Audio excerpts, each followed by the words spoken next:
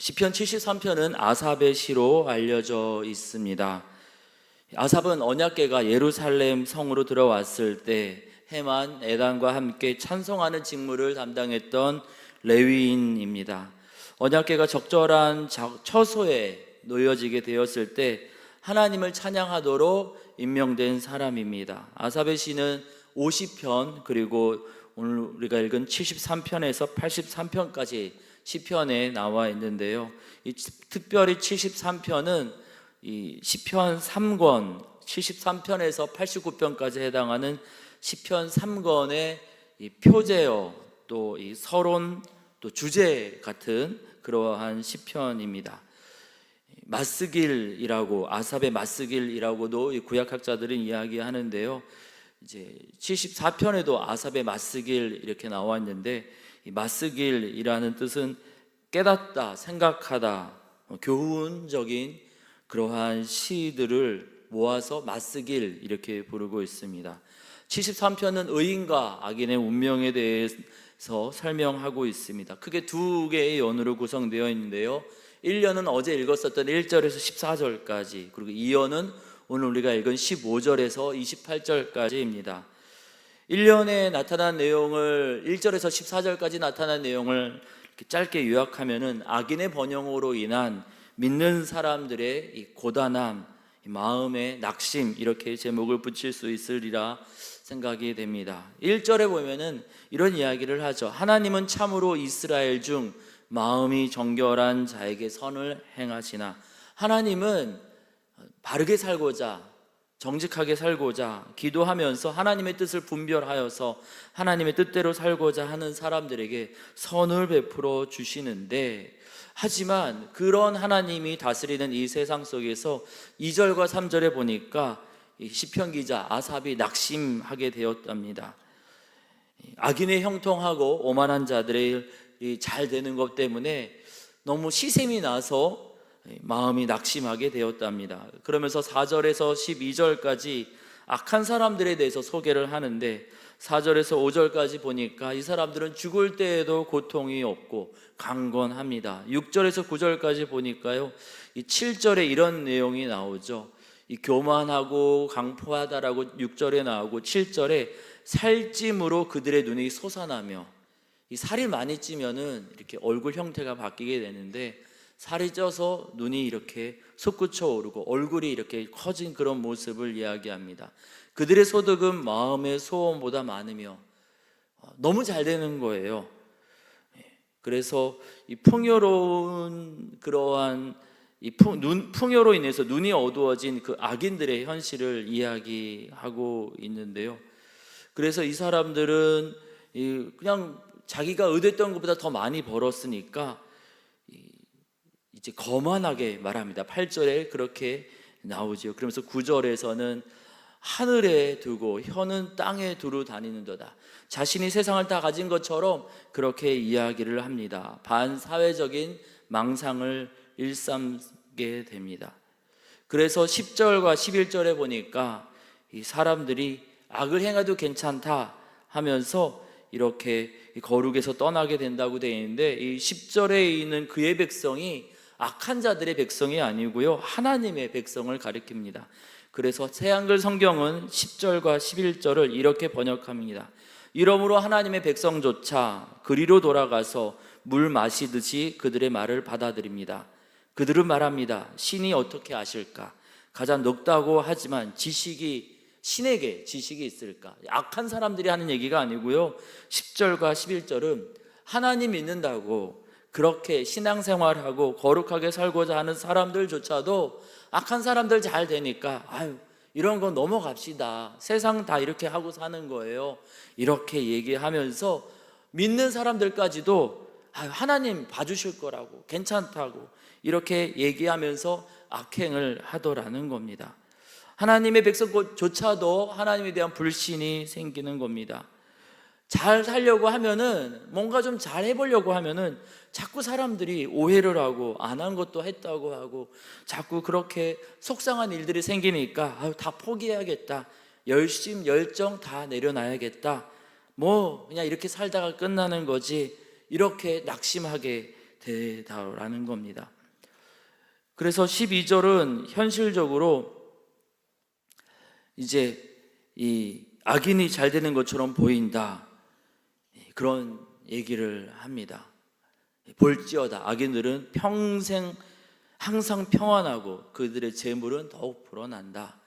그러면서 이 악한 것에 대한 것이 전염이 돼서 지금 아삽, 믿음의 사람, 예배 사역자인 아삽까지도 다 필요 없다고, 열심히 하는 거 다 필요 없다고, 거룩하게 하는 거, 기도하고 하나님의 뜻을 찾는 거 다 필요 없다고, 알아주지도 않고 오해하고 욕만 하는데 일단 더 이상 하지 않겠다고, 이런 얘기를 하는 거죠. 그래서 13절에 이런 얘기를 합니다.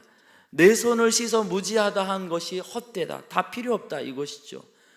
너무 속상하고 오해받고 외롭고 힘드니까 14절에 이런 고백을 합니다. 나는 종일 재난을 당하며 아침마다 징벌을 받았도다. 기도하면서 새 힘을 얻어야 되는데 변하지 않는 현실을 바라보면서 오해받는 그 상황 속에서 너무나 힘들다, 이렇게 이야기합니다.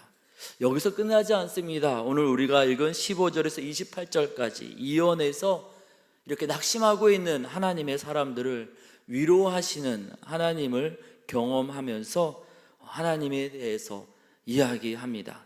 15절 내용을 새 한글 성경은 이렇게 번역하고 있습니다. 나도 그렇게 이야기해야겠다, 악인들이 말하는 것처럼 그렇게 해야겠다 하고 내가 말했더라면 보십시오, 주님의 자녀 세대를 내가 배신하는 셈이 되었을 것입니다. 나도 다 필요 없다, 그만해야겠다, 열심, 열정, 은혜, 소망 다 내려놓고 적당히 살다가 사람들이 원하는 대로 대충 하다가 그만해야겠다, 이렇게 얘기하고 포기해 버렸더라면은 앞으로 다음 세대, 하나님의 이 자녀 세대를 내가 배신하는 사람이 됐을 것입니다. 무슨 말입니까? 내가 참 억울하고 화가 나지만 그렇게 하지 않았다라는 것이죠. 어떻게 그렇게 하지 않을 수 있었을까요? 1절에 먼저 이야기하잖아요. 하나님은 이스라엘 중 마음이 정결한 자에게 선을 행하시니. 표준세 번역은 이렇게 번역합니다. 하나님은 마음이 정직한 사람과 마음이 정결한 사람에게 선을 베푸시는 분이건만. 하나님 바라볼 때 소망이 있습니다. 사람을 보며 세상을 볼 때는 낙심할 수밖에 없습니다. 교회 안에서도 그렇습니다. 하나님 바라봐야 되지 사람 바라보면 오해하고 또 이해할 수 없는 그러한 일들로 인하여서 낙심이 될 수밖에 없습니다. 그런데 이렇게 낙심하려던 상황 속에 있는 이 아삽은요, 하나님이 분명히 선을 베푸실 터인데 이게 끝이 아닐 터인데 하면서 고민합니다. 그래서 16절과 17절에 이런 고민 가운데 드디어 깨닫게 되었다 이야기하죠. 16절과 17절 내용을 좀 더 알아듣기 쉽게 새 한글 성경으로 제가 읽어드리겠습니다. 16절입니다. 내가 이 문제를, 하나님 분명히 선하신데 도대체 우리 현실은 왜 이렇게 힘든 것일까? 이 문제를 이해하려고 생각해 보았습니다. 내 판단으로는 그것이 수고로운 일이었습니다. 잘 이해가 안 되더라는 겁니다. 17절입니다. 드디어 내가 하나님의 거룩한 곳 성소에 들어갔습니다. 그때 나는 깨달았습니다. 그들의 끝이 어떠할지를. 나도 이제 다 포기하고 악한 사람들처럼 살아야겠다 할 뻔했는데 그것이 아닌 것 같아서 하나님의 뜻을 연구했는데 쉽지 않았다는 겁니다. 하지만 성소에 들어갈 때, 기도의 자리, 예배의 자리에 들어갈 때 하나님께서 어떻게 악한 사람들과 선한 사람들에게 갚아주시는지 드디어 깨닫게 되었다. 우리 머릿속으로는 이해가 되지 않습니다. 답을 찾을 수 없습니다. 기도의 자리, 또 예배의 자리에 들어가니 그때 하나님이 알려주시더라 이야기합니다. 첫 번째로 하나님께서 그들 악한 일을 하면서 잘 사는 사람처럼 보이는 사람들을 깨닫지 못하게 하셨다 이야기합니다. 18절을 새 한글 성경으로 제가 읽어드리겠습니다. 참으로 미끄러지기 쉬운 곳에 주님이 그들을 두셨습니다. 주님이 그들을 속임수에 넘어가게 하셨습니다. 19절입니다. 어떻게 그들이 한순간에 끔찍하게 되었는지요. 갑자기 놀랍게도 그들이 끝장났습니다. 거덜났습니다.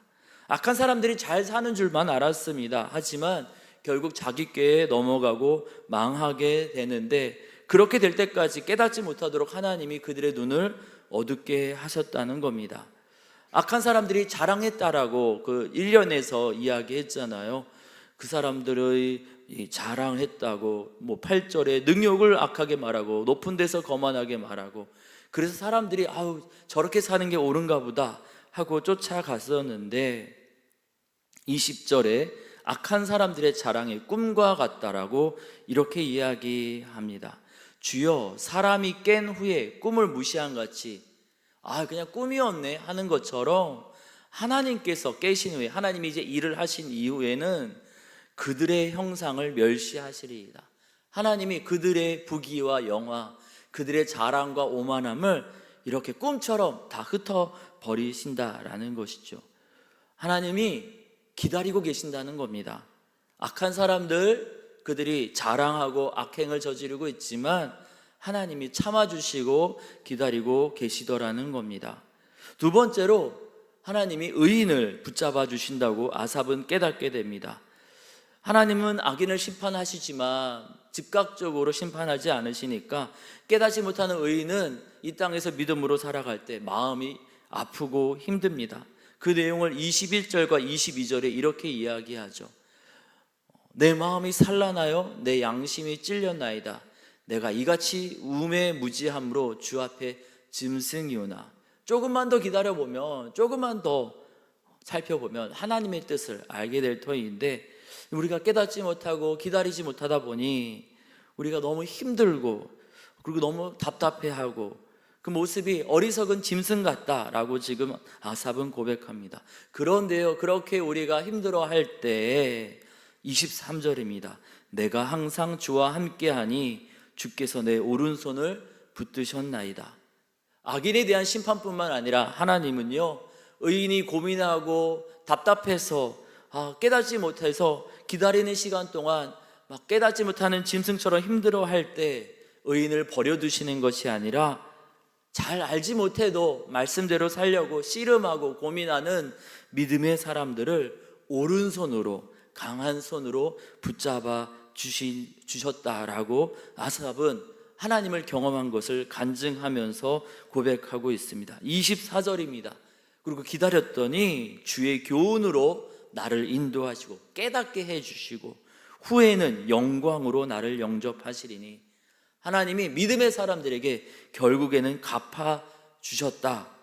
그것을 아삽은 깨닫게 됩니다.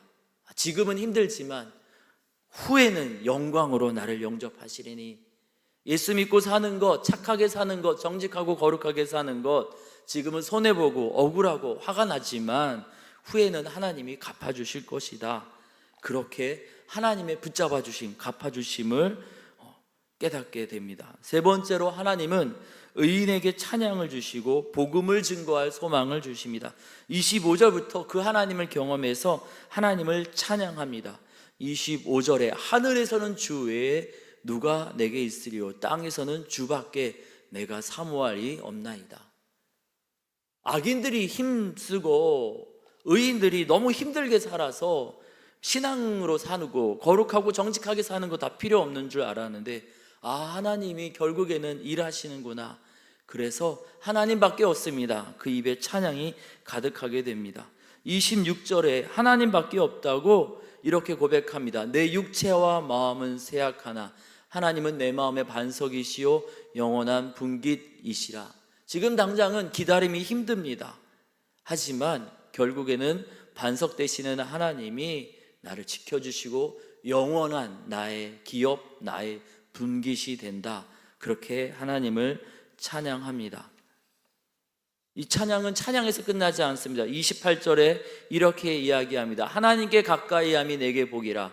내가 주 여호와를 나의 피난처로 삼아 주의 모든 행적을 전파하리이다.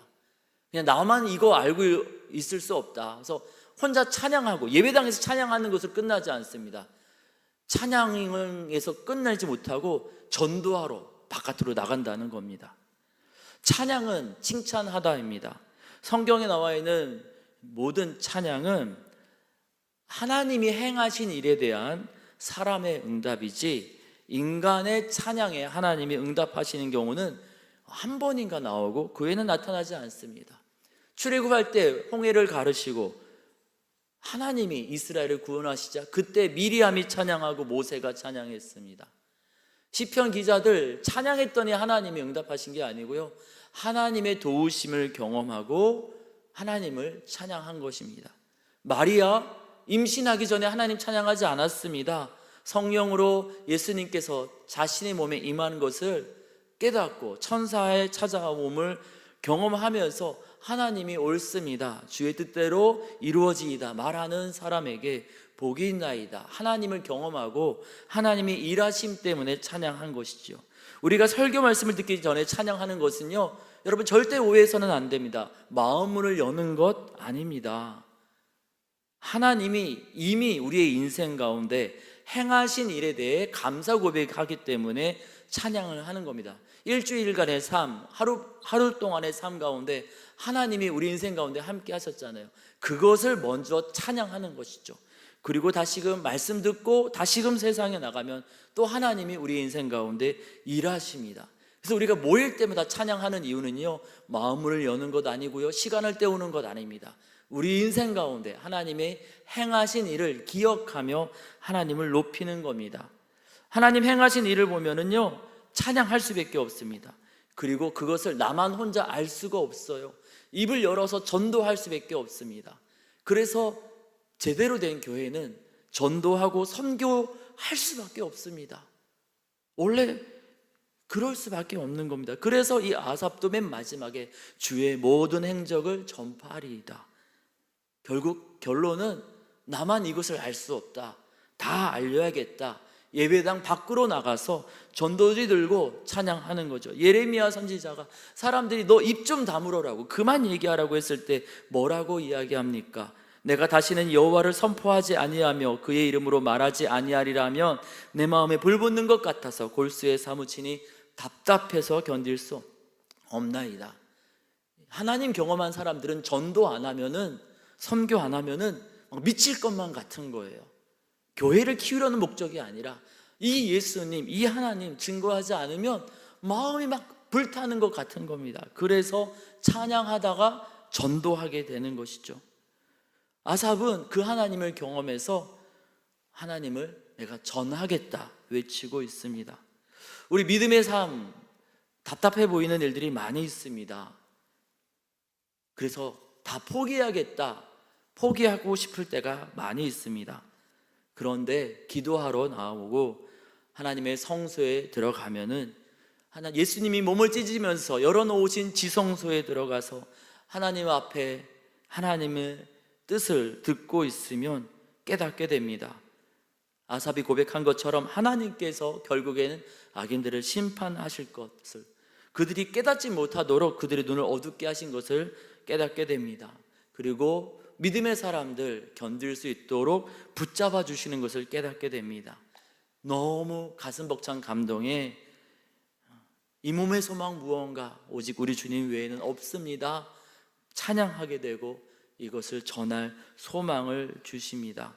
어제와 오늘 우리가 시편 73편을 묵상하면서 힘들지만 우리를 붙잡아 주시는 그 하나님, 우리 다시 만나기를 원합니다. 우리 소원만 다 쏟아내고 갈 것이 아니라 주님 내게 말씀하여 주십시오.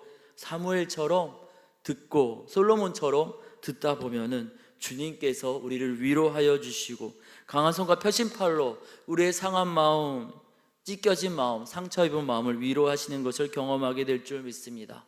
오늘 하루 종일 우리 입술에 찬양이 넘치고 만나는 사람에게, 낙심한 영혼에게 사랑으로 손잡아 주면서 우리 하나님 바라보자라고 다시 한번 격려하며 하나님을 전하게 될 줄 믿습니다. 함께 같이 기도하겠습니다. 하나님, 예배 사역자였던 아삽의 고백을 통하여서 하나님을 다시금 바라보게 됩니다. 믿음으로 살아가는 것, 거룩하고 정직하게 살아가는 것, 생각처럼 잘 되지 않을 때가 많이 있습니다. 특별히 우리 사랑하는 성도들께서 사회에 나가서 세상 속에서 하나님의 사람으로 살아갈 때 불법과 악행이 가득한 그 세상 속에서 얼마나 힘겹게 살아가고 있는지 주님이 알고 계시는 줄 믿습니다. 그 힘겨운 삶 가운데 힘들다고 포기하지 말라고 아삽을 통하여서 다시 한번 위로를 주심에 감사드립니다. 악인을 하나님께서 심판하실 것을, 불법과 악행이 가득한 이 세상을 주님이 다스리실 것을 우리가 말씀에서 다시금 바라보며 악한 길을 따라갈 것이 아니라 주님을 의지하며 살게 하여 주시옵소서. 답답한 가슴, 너무나 힘겨운 마음들 주님이 오른손으로 붙잡아 주시더라. 아삽이 경험했던 것처럼 우리 한마음 모든 식구들 그 마음을 위로하여 주시고, 하나님 모든 우리 형제자매들 그 마음 오른손으로 붙잡아 주셔서 믿음의 길을 잘 감당할 수 있도록 주님 위로하여 주시고 붙잡아 주시옵소서. 주님, 주께서 행하시는 일들로 인하여서 우리 입술에 찬양을 주시고 우리가 하나님을 경험함으로 인하여서 우리가 마음이 뜨거워져서 주의 모든 행적을 전하리이다, 그렇게 주님 증거하며 살아가는 복된 날 되도록 주님 오늘도 우리 한마음교회 모든 주의 권속들을 사랑으로 위로하여 주시고 붙잡아 주시옵소서. 하나님, 오늘 저녁도 금요기도회로 모입니다. 함께 모여 또한 여호수아 말씀을 붙잡고 기도할 때 주님 하늘 문을 여시고 약속하신 성령을 부어주사 우리가 주의 성령의 충만함으로 인하여서 이 땅에서 살아갈 때 주의 사람으로, 예수의 사람으로, 능력의 사람으로 살아가도록 복내려 주시옵소서. 선한 인도하심을 간절히 구하오며 우리 주님 예수님의 이름으로 기도드립니다. 아멘.